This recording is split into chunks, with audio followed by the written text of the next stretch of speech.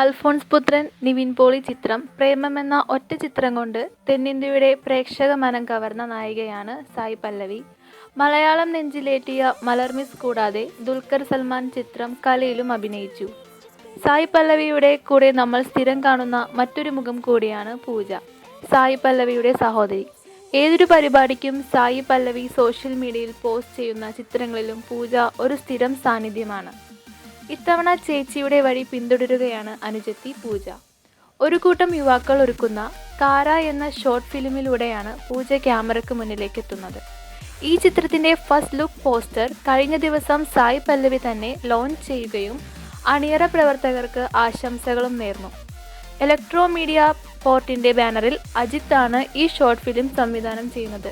Arun Somesh visual എഫക്ട്സും ഡിപ്പാർട്ട്മെന്റും Sumesh സംഗീതവും നിർവഹിക്കുന്നു. സായ് പല്ലവിയുടെ ആരാധകർ തങ്ങളുടെ മലർമിസിനെ അടുത്ത ചിത്രത്തിനായി കാത്തിരിക്കുകയാണ്. കൂടാതെ സഹോദരി പൂജയുടെ ആദ്യ ചിത്രത്തിന്